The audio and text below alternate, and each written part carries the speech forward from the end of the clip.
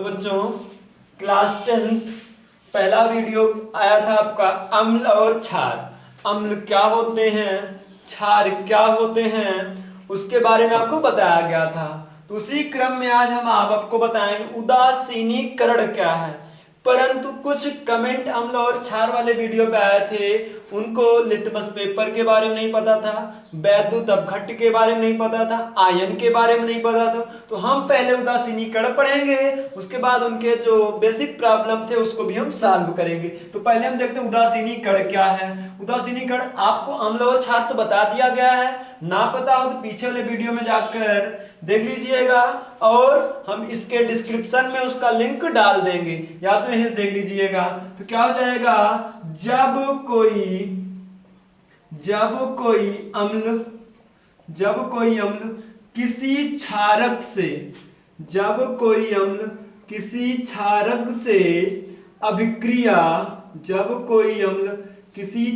से अभिक्रिया करता है, तब लवण का निर्माण करता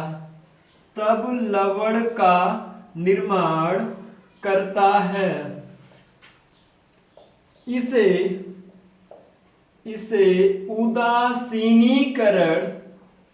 इसे उदासीनीकरण कहते हैं। तो क्या बताया गया, जब कोई अम्ल होगा, जैसे HCl ये आपका अम्ल है, किसी रिएक्शन करे क्षारक से, क्षारक आपका क्या है NaOH। यहां से क्या हो जाएगा, ये आपका Na और इधर का Cl क्या बनाया है NaCl, इसे हम कहते हैं लवण। और क्या निकालेगा H2O निकालेगा, क्या निकाला जल निकाला। तो इस जो अभिक्रिया हुई देखिए अम्ल और क्षार, ये आपका अम्ल है जिसे हम क्या कहते हैं हाइड्रोक्लोरिक अम्ल, ये आपका क्या क्षारक है जिसे हम क्या कहते हैं, ये दोनों मिलेंगे तो क्या बनाएंगे लवण और जल। और इस पूरी अभिक्रिया को हम क्या कहते हैं उदासीनीकरण क्रिया कहते हैं। और इसमें से जो ऊष्मा मुक्त होती है, क्या बताएंगे, जो ऊष्मा मुक्त होगी उसे हम क्या कहते हैं उदासीनीकरण ऊष्मा कहते हैं। इस तरीके से भी आपका क्या आया लवण आया। तो लवण क्या है, एक प्रकार का ठोस है। लवण क्या एक प्रकार का ठोस है जो कि उदासीन होता है। और जैसे आपका NaCl है, ये क्या है लवण है। जैसे यहां से हम क्या बताएंगे लवण क्या है, यह एक प्रकार का ठोस है, जिसको जल में डालने पर वो क्या होता आयनित हो जाता, आयन के रूप में टूट जाता, अर्थात ये आपका एकदम उदासीन है। और इसको अगर हम जल में डालें, NaCl है जिसको हम क्या कहते हैं साधारण नमक कहते हैं, और नमक को अगर आप जल में डालते हो तो क्या होता है Na+Cl- के आयन में क्या होता है टूट जाता है। आपको पता है जो भी परमाणु हैं, जो भी यौगिक हैं, वो क्या होता है उदासीन होते हैं। तो यहाँ पे जो हमारे पास ठोस हो और उदासीन हो, वो हमारा क्या होता है लवण होता है, एक प्रकार का क्या है ठोस है, जिसको जल में डालने पर क्या हो जाए वो आयनित हो जाए। तो यहाँ से आपका जो पूछ रहे थे आप लोग, वैद्युत अपघट्ट क्या है। वैद्युत अपघट्ट वह पदार्थ जो जल में आयनित हो जाए,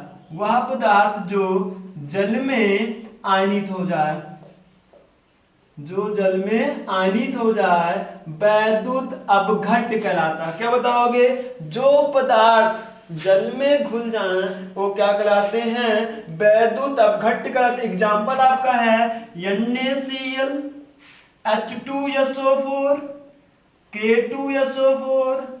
यहां से और क्या बता सकते हो HCl, NaOH।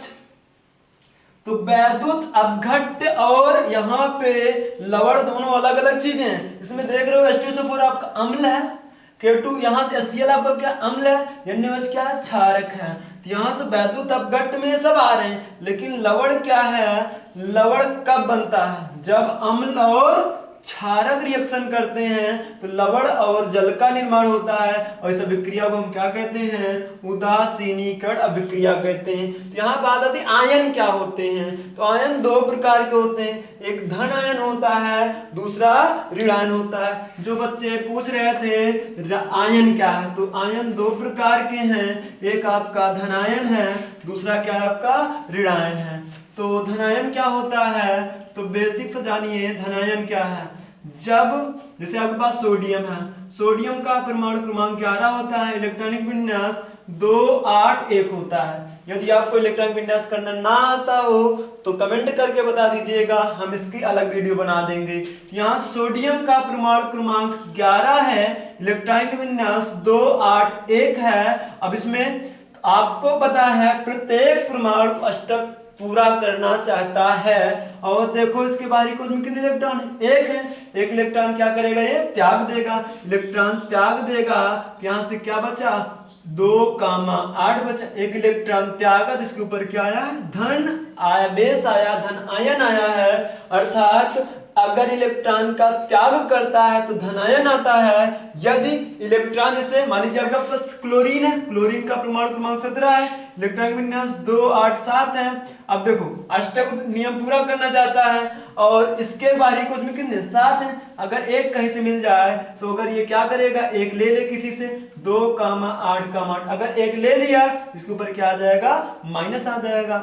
जब माइनस आएगा ये क्या हो गया, इसका अष्टक पूरा हो गया। तो ये आपका होता है ऋणावेश। तो धनायन ऋणायन कहाँ से आता है, जब किसी से इलेक्ट्रॉन जाता है तो धनायन आता है, जब कोई इलेक्ट्रॉन ग्रहण करता है तो क्या आता है, ऋणायन आता है। और वैद्युत अपघट्य क्या है, धनायन और ऋणायन से मिलकर बना है, जो कि जल में घोलने पर क्या हो जाते हैं, आयनित हो जाते हैं। और आपका उदासीनीकरण भी बता दिया गया, और उदासीनीकरण क्रिया में जो भी ऊष्मा मुक्त होती है उस ऊष्मा को उदासीनीकरण ऊष्मा कहते हैं। सूचक, तो सूचक आगे है, वे पदार्थ जो अम्लीयता या क्षारकता को प्रदर्शित करते हैं, सूचक कहलाते हैं, अर्थात सूचित करते हैं।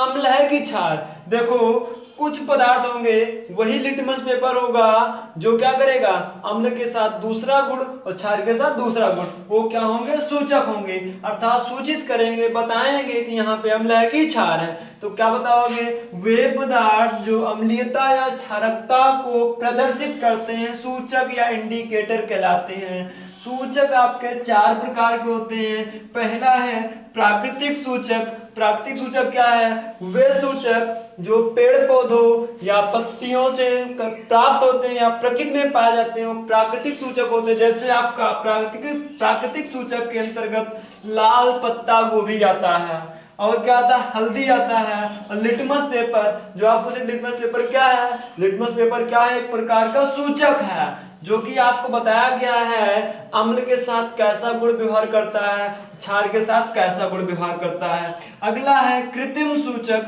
कृत्रिम सूचक क्या बताओगे, वे सूचक जो मानव निर्मित होते हैं, जो मानव द्वारा बनाए जाते हैं, वे कृत्रिम सूचक होते हैं। एग्जाम्पल है फिनाप्थलीन और मेथिल ऑरेंज। अगला है गंधीय सूचक। वे सूचक जो कि गंध से बता सकते हो, गंध के द्वारा बता सकते हो, वो कौन से सूचक होते हैं, गंधीय सूचक होते हैं, प्याज और लौंग। अगला क्या है, सर्वव्यापी सूचक। वे सूचक जो हाइड्रोजन की विभिन्न सांद्रताओं के साथ अलग अलग रंग प्रदर्शित करते हैं। अभी हम बताएंगे हाइड्रोजन आयन की सांद्रता क्या होती है।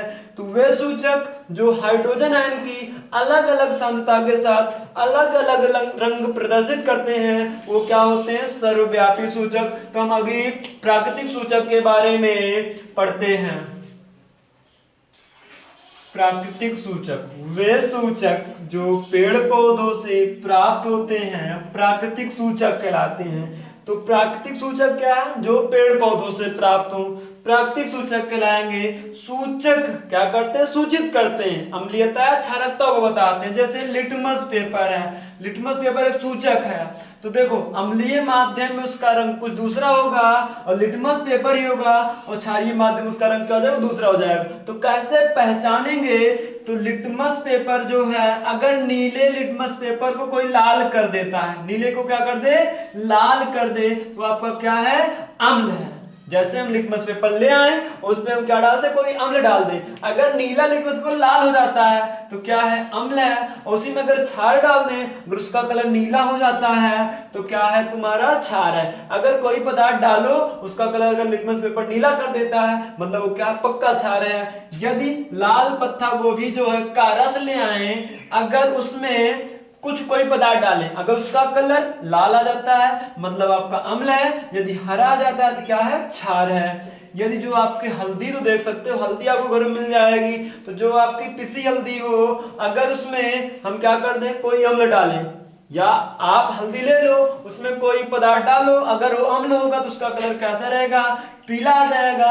यदि आप अपने कपड़े पर हल्दी के दाग को अपने कपड़े पे लगा लें और जब उसको साबुन से धुलेंगे, साबुन आपका क्या होता है, क्षार होता है, क्योंकि साबुन में नहीं मिला होता है। यहाँ से अगर आप उसमें, उसका कलर क्या आ जाएगा, लाल भूरा। अगर लाल भूरा कलर आता है मतलब वहां पे क्या है, क्षार उपस्थित है। तो इस तरीके से हम प्राकृतिक सूचक, जो आप पूछे लिटमस पेपर क्या है, लिटमस पेपर एक सूचक है जो कि अम्लीयता या क्षारकता को बताता है। जल का आयनिक गुणनफल, तो जल का आयनिक गुणनफल क्या है, स्थिर ताप पर जल का आयनिक गुणनफल उसमें उपस्थित हाइड्रोजन आयन और हाइड्रोक्साइड आयन के गुणनफल के बराबर होता है। तो आपको पता है जल का सूत्र क्या होता है, H2O। अगर इसको अगर हम क्या करें, आयन के रूप में तोड़ें तो क्या हो जाएगा, H प्लस और OH माइनस। जल था आयनित हुआ H प्लस और OH माइनस। अगर यहाँ से हम KW निकालें, साम्यवस्थानिक निकालेंगे, क्या हो जाएगा, H प्लस की सांद्रता, अगर ये ब्रैकेट लगा इसको हम सांद्रता कहते हैं, क्या कहते हैं, सांद्रता कहते हैं, और OH निगेटिव की सांद्रता बटे H2O की सांद्रता। ध्यान देना क्या बताया गया, KW मतलब जल का आयन कितनी, जल जो आयनित हो रहा है उसका साम्य स्थिरांक कितना है, जल H प्लस और OH माइनस। तो KW इज इक्वल टू सांद्रता क्या होती है, जैसे अगर हम कह दें 100 ग्राम जल में 5 ग्राम चीनी मिली हुई है तो 5 ग्राम क्या सांद्रता उसकी, 5 ग्राम जो मिलाए हो, जैसे कह दें 100 ग्राम में 50 ग्राम और 100 ग्राम में 80 ग्राम चीनी मिलाए हो, तो गाढ़ा कौन होगा, 80 ग्राम वाला, अर्थात उसकी सांद्रता क्या हो जाएगी, ज्यादा हो जाएगी। तो यहाँ से ही बताया गया H प्लस कितना टूटा है, OH माइनस कितना टूटा है, वही सांद्रता है।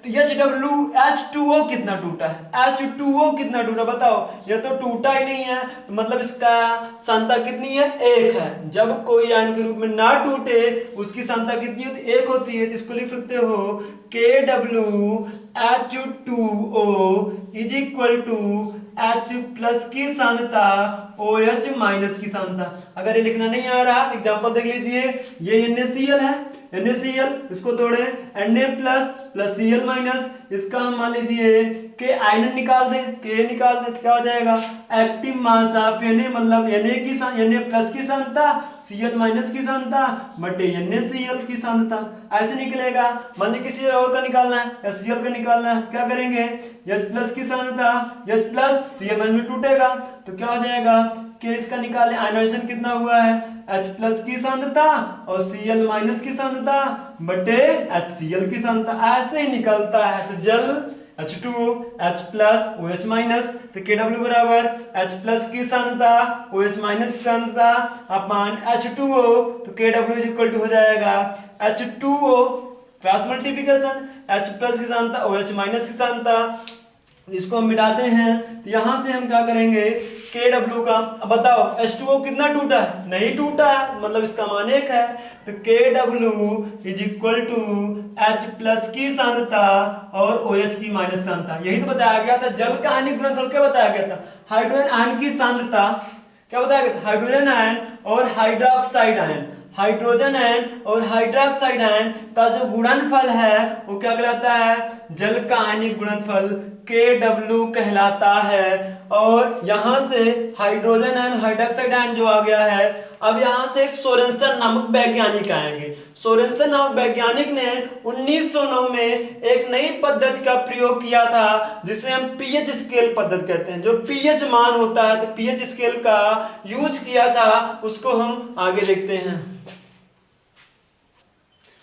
पीएच स्केल, तो पीएच स्केल क्या है, यहां से पीएच वैल्यू के बारे में बताते हैं जो कि हाइड्रोजन आयन की सांद्रता को प्रदर्शित करता है। तो 1909 में सोरेनसन नामक वैज्ञानिक ने हाइड्रोजन आयन की सांद्रता को प्रस्तुत करने की एक नई पद्धति प्रस्तुत की जिसे हम क्या कहते हैं, पीएच स्केल कहते हैं। किसने किया था? सोरेनसन ने। किसको प्रदर्शित करने के लिए? हाइड्रोजन आयन की सांद्रता को, जो कि यहाँ पे दिखाया जा रहा है। यहाँ पे पीएच स्केल बना है, इसको क्या कहते हैं, पीएच पैमाना, पीएच स्केल कहते हैं, जिसकी वैल्यू 0 से लेकर 14 के बीच होती है। कहां से कहां तक? 0 से लेकर 14 के बीच होती है।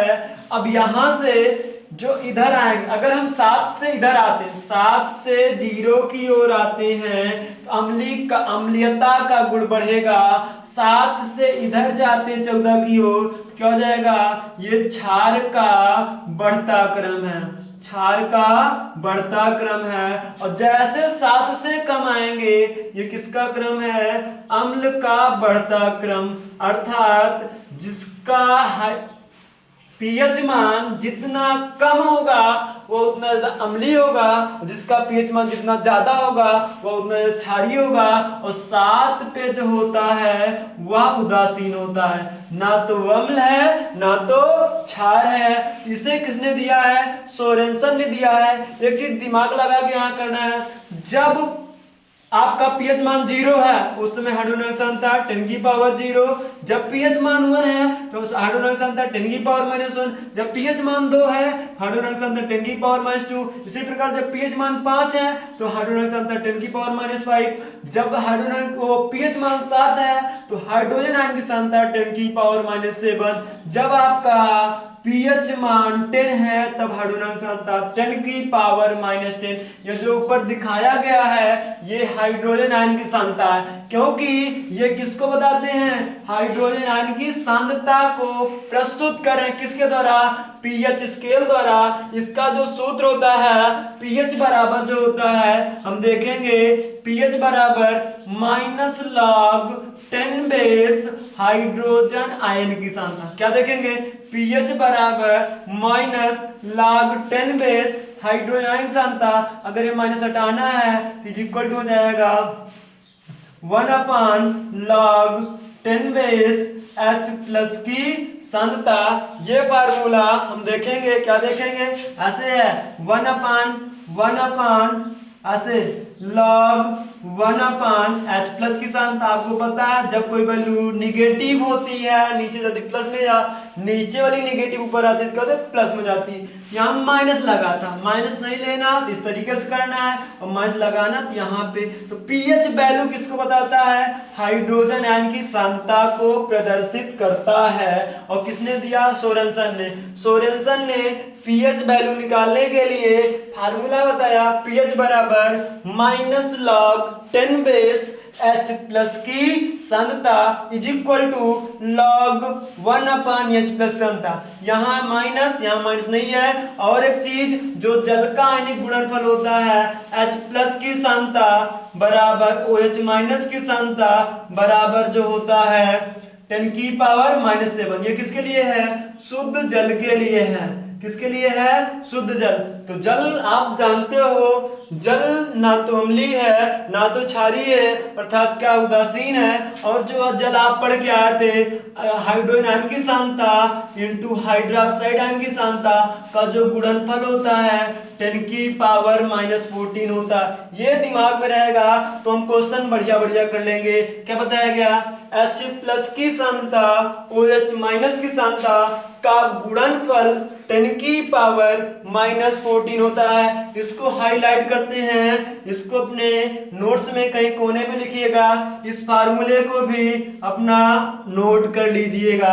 अभी हम कुछ क्वेश्चन फार्मूले पे लगाएंगे, उसके बाद आपका डायरेक्ट हम क्या करेंगे, सीधे सीधे क्वेश्चन देखेंगे आंसर बताएंगे, क्वेश्चन देखेंगे आंसर बताएंगे, एकदम बेहतरीन तरीके से हम आपको सिखाएंगे। आज के बाद नहीं कहोगे पीएच वैल्यू कैसे निकलती, पीएच वैल्यू बहुत आसानी से हम निकाल के बताएंगे, एकदम क्वेश्चन देखोगे तो आपके जुबान पे आंसर होगा।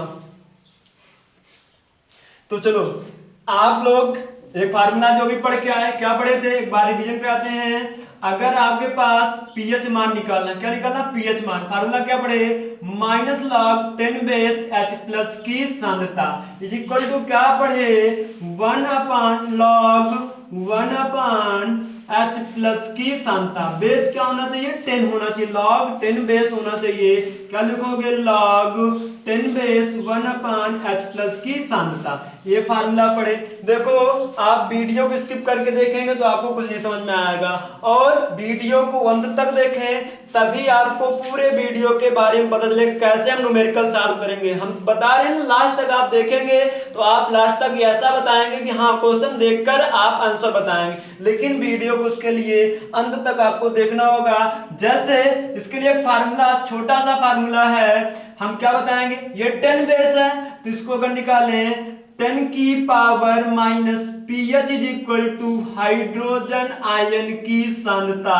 ये फार्मूला नोट करिएगा, इसीलिए बता रहे हैं हर एक पॉइंट, मेन पॉइंट ये सब हैं, और इसको सब जब नोट किए रहेंगे, जब हम क्वेश्चन कराने चल रहे हैं तब आप तुरंत बताएंगे। क्या बताया गया, 10 की power minus pH is equal to H plus की सांद्रता। ये भी फार्मूला है पीएच वैल्यू निकालने का, H प्लस की सांद्रता बराबर 10 की पावर माइनस पीएच। क्वेश्चन पहला है, पहला क्वेश्चन है क्वेश्चन नंबर 1, कहा गया 1 बिलियन में H प्लस की सांद्रता, H प्लस की जो सांद्रता दी गई है 10 की पावर माइनस 6 दी गई है। क्या दिया गया है, H प्लस की सांद्रता 10 की पावर माइनस 6 दिया गया है। कह रहा है पीएच मान बताओ, क्या कह रहा है, पीएच मान बताओ।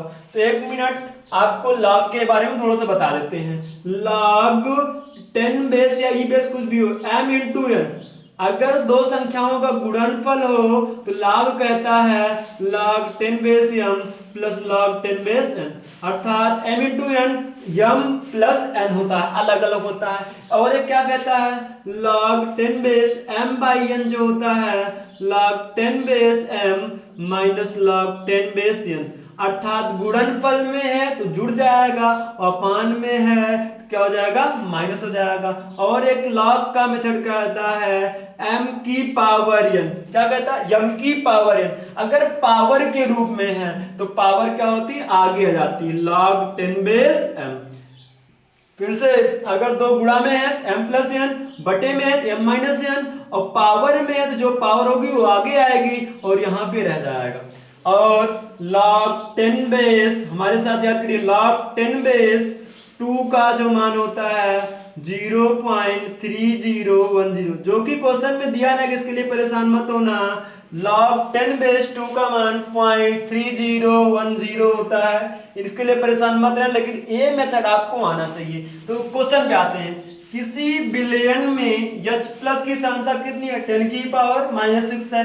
पीएच मान पूछ रहा है और पूछ रहा है कि अम्ल है कि क्षार, तो अम्ल और क्षार के बारे में बताया गया। जब किसी का पीएच मान 7 से बड़ा, पीएच मान 7 से बड़ा क्या हो जाएगा, क्षार हो जाएगा। जब पीएच मान 7 से कम हो जाएगा तो क्या हो जाएगा, अम्ल हो जाएगा। जब पीएच वैल्यू 7 तो क्या हो जाएगा, उदासीन हो जाएगा। क्वेश्चन पे आते हैं, H प्लस की सांद्रता 10 की पावर माइनस 6, पीएच मान कितना आ जाएगा, माइनस log 10 बेस, और H प्लस का मान कितना है, 10 की पावर माइनस 6। देखो m की पावर n, तो n आगे आएगा, तो pH is equal to minus 6 log 10 base 10, log 10 base 10, अर्थात log 10 बेस 10 का जो मान होता है 1 होता है, अर्थात बेस भी समान हो, ये भी समान हो, तो उसका मान कितना होता है, 1 होता है। यहाँ से pH इज इक्वल टू क्या होगा, माइनस माइनस प्लस,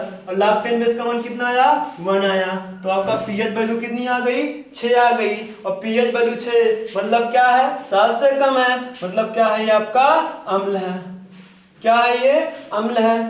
तो दूसरा क्वेश्चन है, किसी विलयन में H प्लस की सांद्रता, किसी विलयन में H प्लस की सांद्रता 10 की पावर -9 है।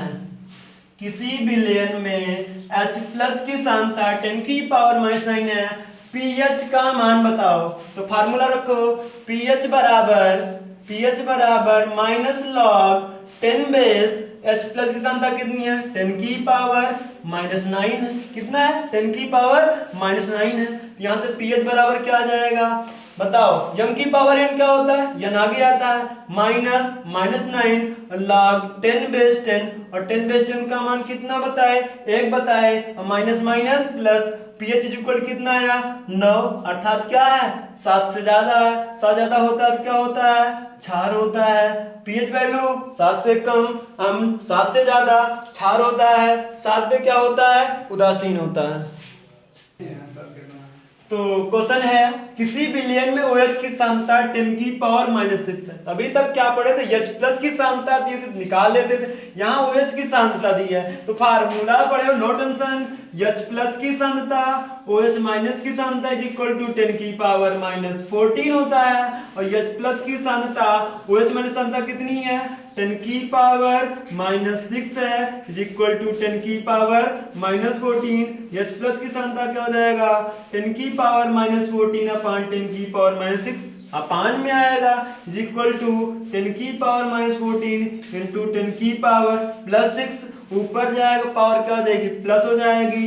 H प्लस की सांद्रता कितनी होगी, -14 +6, गुणा में खाते क्या होती हैं, जुड़ती हैं, कितना हो जाएगा 10 की पावर -8। अब तो निकाल लोगे, H प्लस की सांद्रता आ गई, फार्मूला लगाओ।